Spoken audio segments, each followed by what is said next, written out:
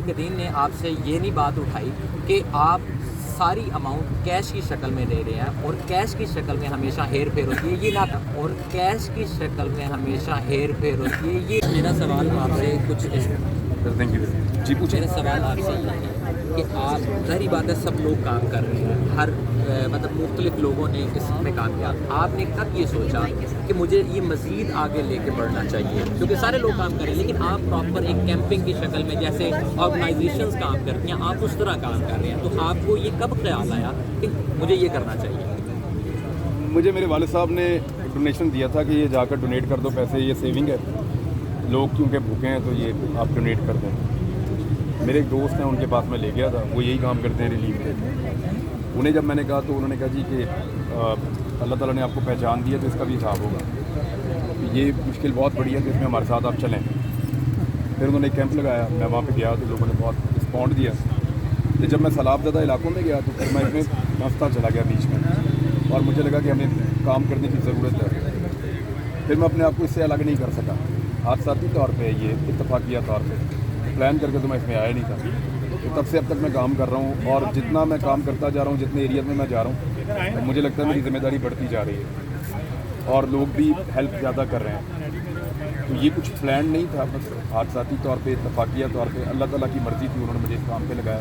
تو جب تک اللہ چاہے گا انشاءاللہ اور جب تک لوگوں کی یہ مشکل رہے گی میں اپنے طور پہ جتنا ہو سکے کوشش کرتا رہوں. لوگ آپ پر اعتماد کرتے ہیں ظاہری بات ہے آپ کو وہ پیسہ دے رہے ہیں. آج تک کوئی اندازہ ہے کہ کتنی رقم یا کتنی مالیت کا سامان اکٹھا ہو سکا؟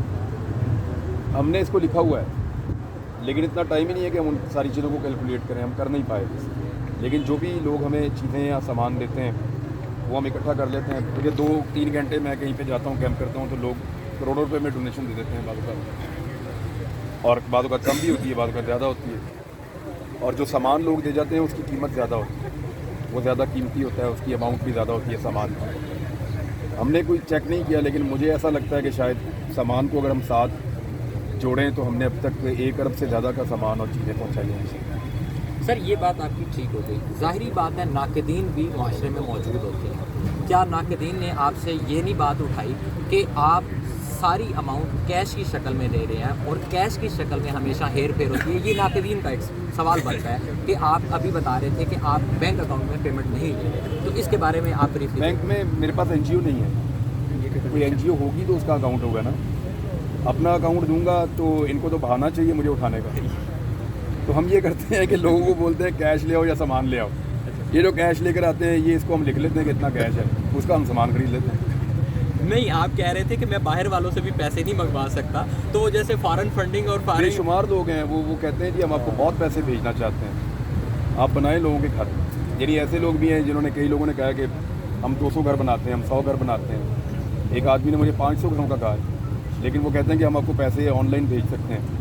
کوشش کر رہے ہیں کوئی این جی او رجسٹرڈ ہو جائے تو اس میں پیسے آئیں اس کا کوئی پورا آڈٹ کا نظام بھی ہو طریقہ کار بنے وہاں کوئی اکاؤنٹنٹ بیٹھے کوئی چارٹر اکاؤنٹنٹ کوئی اس طرح کے لوگ بیٹھیں اور وہ بیٹھ کے اس کو آرگنائز طریقے سے کریں تو اللہ تعالیٰ کرے کہ ہم سے وہ اچھا کام یہ والا لے لے. اب جب تک نہیں ہے تب تک ہم اسی طرح وہ جو ہے وہ لوگوں سے ڈونیشن لیتے ہیں. کوشش یہ کرتے ہیں کہ لوگ ہمیں بعض لوگ جو ہیں وہ بدد ہوتے ہیں کہ وہ ہمیں پیسے ہی بھیجنا چاہتے ہیں. ہم انہیں پھر وینڈر کا اکاؤنٹ نمبر دے دیتے ہیں وہ جو سامان پیک کرتے ہیں دکاندار ان کو پیسے بھیجتے ہیں اور ہمیں رسید بھیجتے ہیں وہ پھر ہمیں سامان بھیج دیتے ہیں. ایسا ہم کرتے ہیں. ٹھیک ہے تو یہ صرف آخری سوال ہے کہ آپ یہ ذہن میں ایک کیا پلان بنا کے بیٹھے ہیں کہ یہ پاکستان میں جو ابھی نقصان مطلب آپ کا کیا آئیڈیا ہے کہ پاکستان میں جو ابھی نقصان ہو چکا ہے یہ بہت زیادہ نقصان ہے تو آپ کے خیال میں عوام کو ایک کتنا عرصہ چاہیے ان لوگوں کا جو نقصان ہوا اس کا خمیازہ خیبر پختونخوا والے جو ہیں وہ ان کا جو بڑا نقصان ہے گھر وغیرہ ٹوٹ گیا اس میں ٹائم لگے گا لیکن وہ مہینے 1.5-2 مہینے کے اندر مجھے لگتا ہے کہ وہ اس سے نکلنا شروع ہو جائیں گے اور نکل جائیں گے آلموسٹ. ان کا پرابلم شاید کیونکہ وہاں گورنمنٹ بھی تھوڑی سی ویجیلنٹ ہے لوگ وہاں کام بھی کر رہے ہیں. پنجاب کی گورنمنٹ نے ٹکے کا کام نہیں کیا آپ کے یہاں کی وزیر اعظم معذرت کے ساتھ لیکن انہوں نے کوئی کام نہیں کیا. وہاں پہ این جی او بھی کام کر رہی ہیں لوگ کام کر رہے ہیں زور لگا رہے ہیں. امید ہے کہ پنجاب دوسرا صوبہ ہوگا جس میں سے جلدی نکل جائے گا. بلوچستان میں ڈیزاسٹر اتنا بڑا ہے کہ وہاں کی حکومت اگر پورا زور بھی لگاتی تو تب بھی نہیں نکل سکتے تھے وہ جلدی.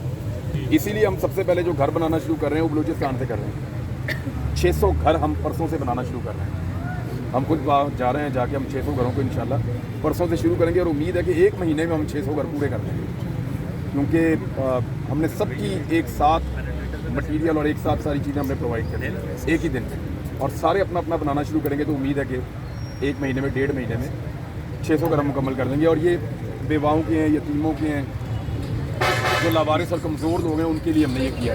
سب کے لیے تو ہم نہیں کر سکتے فی الحال. اور مجھے سندھ کے اندر تو پانی نہیں اتر رہا, پانی اترے گا تو گھر بنے گا. گاڑی نہیں چل سکتی, پہیے وہاں جا ہی نہیں سکتے, اب کشتیوں کے اوپر ہیں لوگ.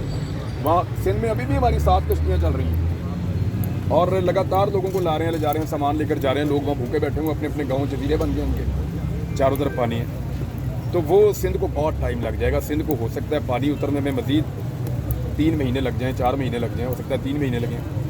پانی اترے گا, پھر وہ بننا شروع ہوگا. سب سے آخر میں سندھ آپ کا اس میں سے نکلے گا. اور بدقسمتی سے سندھ کے لوگ یہ کہتے ہیں کہ ہم ڈوبے نہیں ہیں, ہمیں ڈبویا گیا. وہ یہ کہتے ہیں, ان کا کلیم ہے یہ سندھ کے لوگوں کا کلیم ہے. وہ یہ کہتے ہیں, بار بار کہتے ہیں, آپ دادو چلے جائیں اور جا کر وہاں لوگوں سے پوچھیں, خیرپور چلے جائیں, سکر چلے جائیں, کشمور چلے جائیں. جب آپ ان سے پوچھیں گے تو وہ آپ کو زمین پہ بیٹھ کے نا انگلی سے بنا کے دکھا دیں گے مٹی کے اوپر کہ ایسے ہمیں ڈبویا, یہاں سے توڑا, یہ ایسے کیا, یہ ایسے کیا, ہمیں جان بوجھ کے. وہ ان کا یہ ماننا ہے کہ جان بوجھ کے ڈبویا گیا. پھر وہ ایک اور کلیم کرتے ہیں, وہ کہتے ہیں ہم اس لیے ڈبویا کہ تاکہ یہ UN سے اور باہر سے پیسہ لے لیں ہمیں دکھا کے. وہ یہ کہتے ہیں. سر آپ کے سوال سے ایک سوال نکل آیا, کیونکہ آپ نے UN کی بات کی ہے. ابھی ڈالر نیچے آیا ہے اور یہ UN کے پیسوں کی بات ہو رہی ہے, تو کیا آپ کے خیال میں یہ وہ جو امداد آئی ہے اس کے سلسلے میں یہ ڈالر کنٹرول ہوا ہے؟ پاکستان کی اتنی بڑی اکانومی نہیں ہے, یہاں ڈالر کا اوپر نیچے جانا اتنا میٹر نہیں کرتا. آپ 10, 20, 25 روپے کی اگر آپ کے یہاں پہ ہوشیار چلاک لوگ کام کر رہے ہیں تو اتنی فلیکسیبلٹی اوپر نیچے کرتے رہتے ہیں, اور اس میں لوگ بہت پیسہ بھی بناتے ہیں. جو اس بزنس میں ہے نا, ان سے آپ کل ملیں اور ان سے پوچھیں کہ ڈالر کے ریٹ کے اوپر نیچے جانے سے ہوتا کیا ہے. یہاں بہت سارے منی چینجر ہوں گے اس شہر میں, اس کا ریزن یہ, بلکہ یہیں پہ اسی مارکیٹ میں ہوں گے. اس کا ریزن یہ ہے کہ یہاں پہ اوورسیز بہت رہتے ہیں. ان سے پوچھیں کس نے کتنا کمایا, آپ کو پتہ چل جائے گا. سر بہت شکریہ آپ کے ٹائم. تھینک یو بھائی, بہت شکریہ. اپنی 70 سال کی بیٹے کی جانب سے سلیوٹ اینڈ لو. میرا سلام کہیے گا. بے حد بڑی فین ہے. انفیکٹ انہوں نے مجھے یوٹیوب پہ آپ کا بتایا. Can you imagine, you the most credible person. یہاں پہ یس, شی از ہیئر. ہم بہت قریب سے آئے ہیں. She is ex head of department from college. میرا انہیں سلام کہیے, ریکارڈ میرا بہت. اور جو آپ کر رہے ہیں وہ تو بیانڈ ورڈ ہے.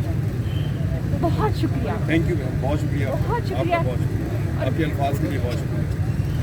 اچھا, آپ ہمیں بتائیں ڈوریشن جو تھوڑا بہت ہم کر دیں گے. اس میں بسم اللہ. یہ تم ڈال کے